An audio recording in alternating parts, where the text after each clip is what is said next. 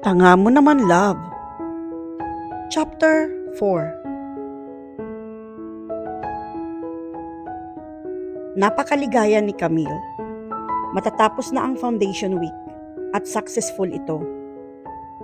Malaki ang naging participation niya dito, kaya proud siya sa accomplishment.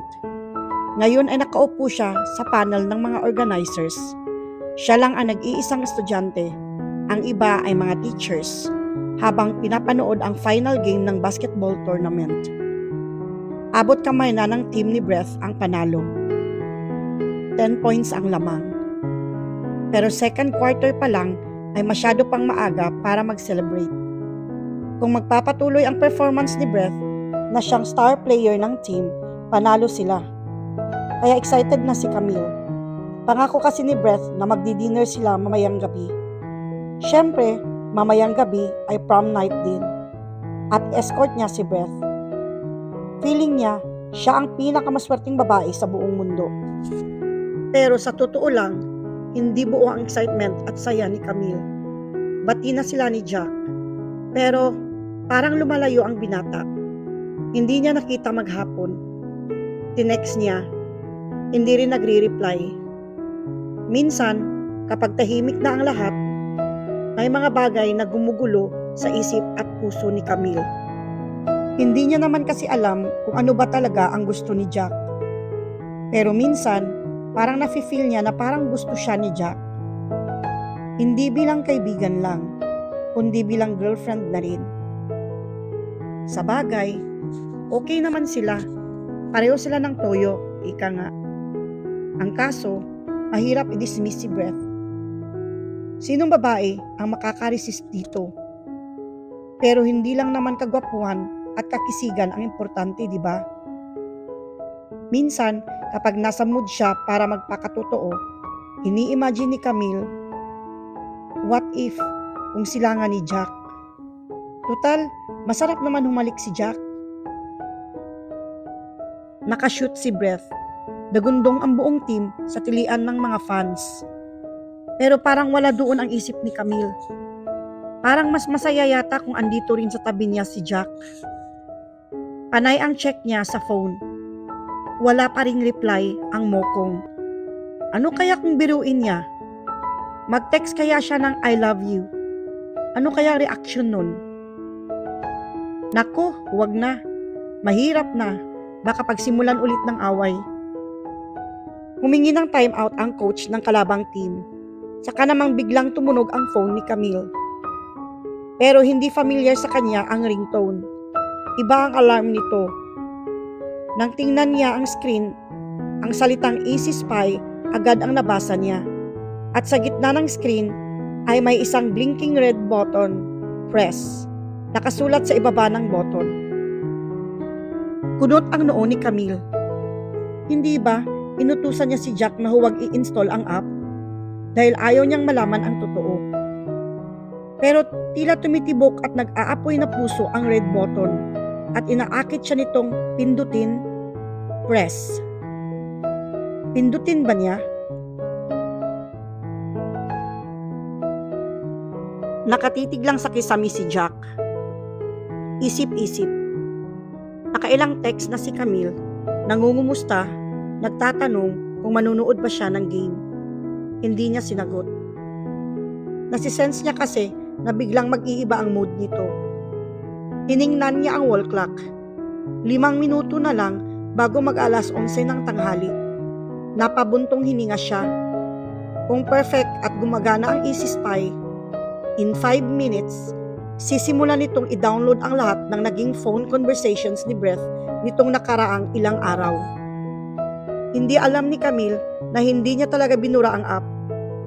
Inilagay niya lang sa receive mode. Bahala na si Batman, naisip niya. Kung ano man ang madadownload ng app, good or bad, okay lang. Kung walang kalokohan si Breath, di wow, siya na. Pero kung may kalokohan siyang ginawa, halimbawa, kinausap na naman niya si Joanna o kung sino mang pokpok ang available kapag nalulungkot siya, makukuha yun lahat ng app niya at maririnig ni Camille. Sana lang ay i-press nga nun ang red button dahil kung hindi, lusot na naman si Breath. Napatingin ulit si Jack sa wall clock. 10 minuto na pasado 11:00. 10 minuto na mula nung gumana ang alarm ng Easy Spy at ginawa ang nakaprogram na trabaho nito. Pinindot kaya ni Camille? Tiningnan niya ang phone. Walang text ni Camille. Kahit si Thea ay hindi na rin nagte-text sa kanya mula nung confession niya nung isang araw. Napatingala ulit siya sa kisame. Anong gagawin niya sa maghapon? Pupunta ba siya sa prom? May kumatok sa pinto. Jack! Tawag ni Nanay Rosing. Narito na ang ino-order kong damit na isusuot mo mamaya sa prom. Sukatin mo, dali! Shit! Naisip ni Jack. Wala na ba akong kawala dito? Ilang ulit na pinakinggan ni Camille ang humigit kumulang na 10 minutong downloaded audio recording mula sa phone ni Breath. Hindi siya makapaniwala. Pati ang timestamp ng mga phone calls, ganun kadetalyado ang Android app na nilikha ni Jack. Nakalagay dun, ang huling phone call ay sa isang babaeng nagngangalang Erica na pupuyos ang kalooban ni Camille. Para siyang mabubulunan. Wait kita after prom. Hatid ko lang si Camille. I'm sure hindi makakahalata yun. Hindi maitatangging boses yun ni Breath. Ha ha ha, ibang klase ka talaga.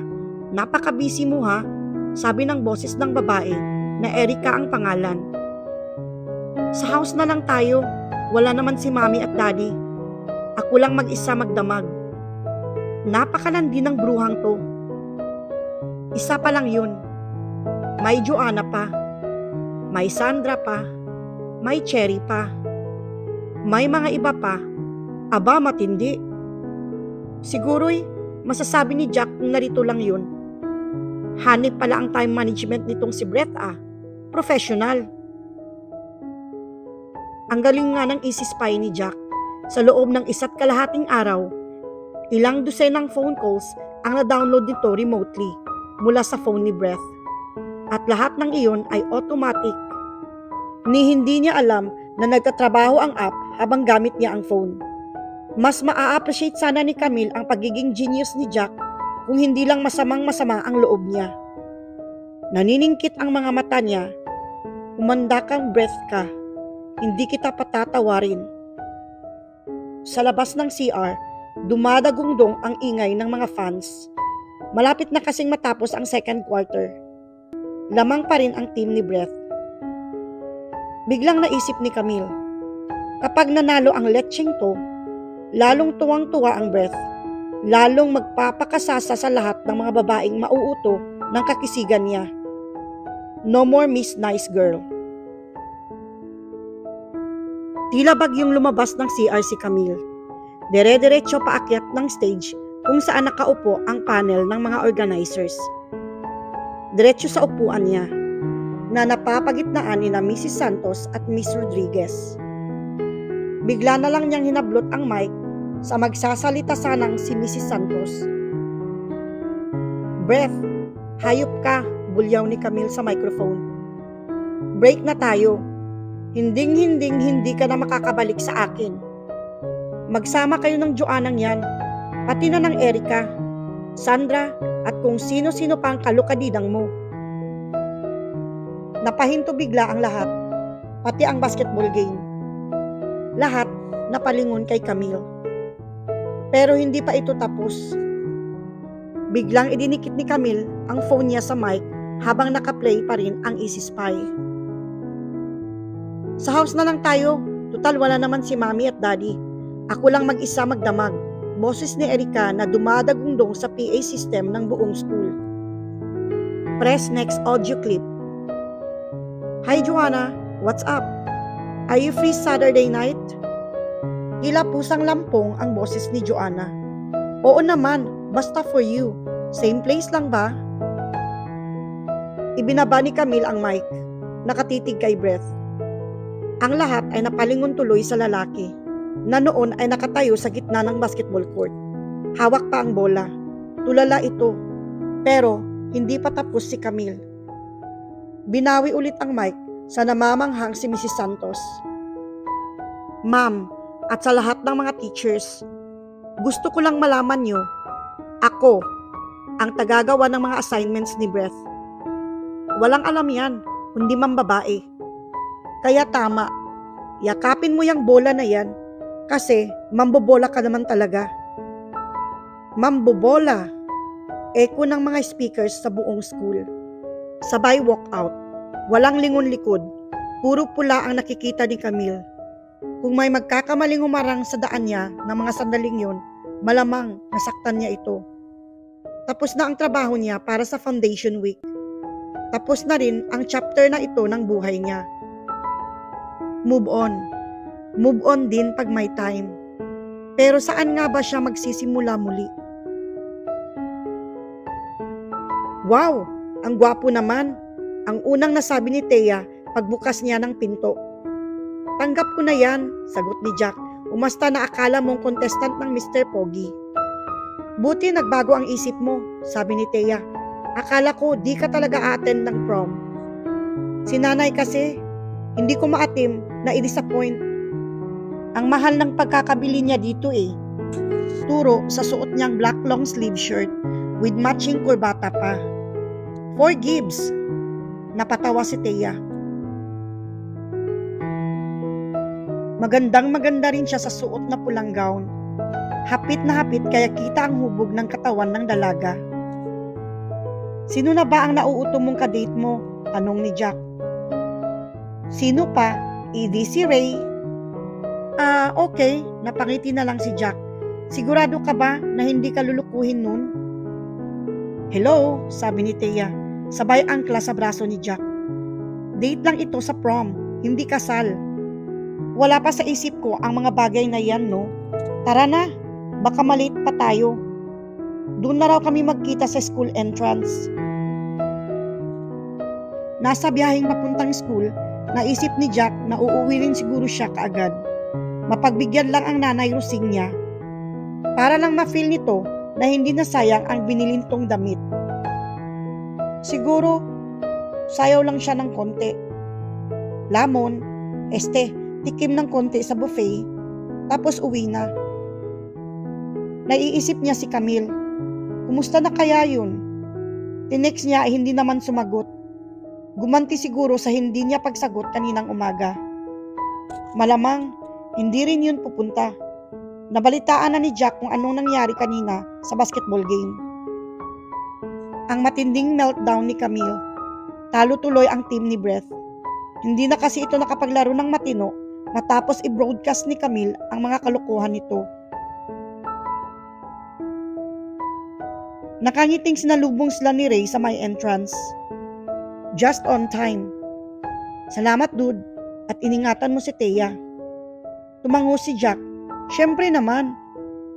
Naririnig na nila ang dance music mula sa loob ng school. Napangiti si Thea habang binabasa ang phone. Saglit lang Ray ha, sabi niya sa kadate. May ipapakuha lang ako kay Jack. Kunot noon ni Jack. Hanggang dito ba naman may utos pa? Importante to, sabi ni Thea. Hatak-hatak sa kamay si Jack. Napatango lang si Ray. Sure, I'll wait for you here. Sa botanical garden siya dinala ni Thea. Kuha mo naman ako ng isang petchay dun. Hindi may pinta ang pagtataka at inis sa mukha ni Jack. Anong gagawin mo sa petchay? Basta, sabi lang ni Thea. Naiinis man, minabuti na lang ni Jack na sundin si Thea. Para lang matapos na kung ano man to. Pero, pagpasok niya sa loob ng garden, kalbo na ang lupa ng group ni Thea. Wala na ang mga tanim nila. Nako, napalakas ang boses ni Jack. Ninakaw yata ang mga tanim niyo.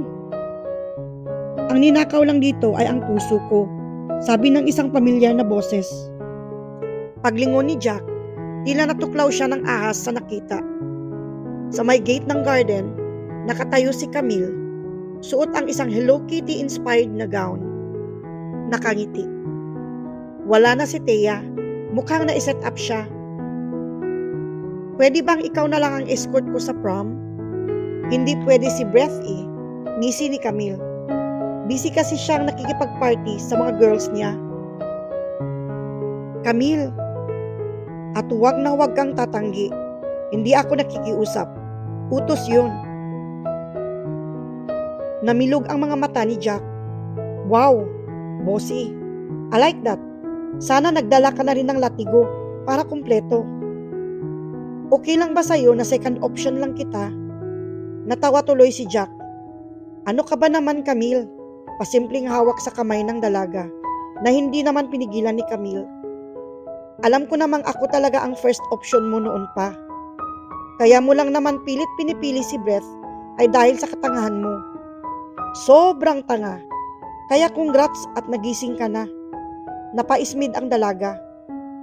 Akala mo siya hindi tanga. Okay, sige. Pareho na lang tayo. Deal? Deal! So ibig bang sabihin nito, pwede ko nang baguhin ang status ko sa Facebook? Pwede ko nang gawing in a relationship? Tumango si Camille. Ako kanina ko pa binago. Wow! Sabi ni Jack. Talagang ganun ka kasigurado na sasagutin kita? Alanganing matawa mainis ang dalaga. Joke lang, bawi ni Jack, makangisi. Tara, sayaw na tayo. Mahaba pa ang gabi. Nakatitig lang si Camille sa mukha ni Jack. Sayaw lang? Wala ka nang ibang gagawin? Napatawa si Jack. Mamaya, pag sweet na ang tugtog. Pag madilim na, pakis na rin. Kurot sa tagiliran ang iginanti ni Camille. Pero this time, hindi madiin yun. Tamang lambing lang. Mag-i-imply ng something more. Tapos pag pinatulan, sabay mangungurot. Kayong mga babae talaga. Sala sa lamig, sala sa init.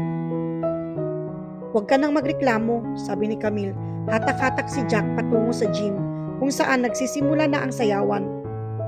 Pagdating nila sa gitna ng dance floor, tiyempo namang naisipan ng DJ na patugtugin ang four walls ng Broods. Ganda ng gown mo ah, bulong ni Jack. Hulaan ko, Hello Kitty rin ang underwear mo ano? Siyempre, sagot ni Camille. Special occasion panties ko yun eh. Sabay na napatawa ang dalawa. Habang buhay akong ganito kakulit, dugtong ni Camille. Madalas, hindi ko alam ang ginagawa ko, Jack. Kaya mo ba yun? Can you stand me? Wow, straight English yun ah. Seriously, here I am. Take it or leave it. Tinitigan siya ni Jack. I'll take it. Maya-maya'y sabi nito. Kahit ano pang mangyari, narito lang ako. Hindi ako aalis sa tabi mo. Promise. Hindi na sumagot si Camille. Hinayaan na lang niyang yakapin siya ni Jack. Okay lang maging tanga. Finally ay na-realize ni Camille. Okay lang maging tanga basta with the right person. Tapos na ang kantay, nasa dance floor pa rin sila. Sumasabay sa kantang, sila lang ang nakakaalam. The end. Thanks for listening.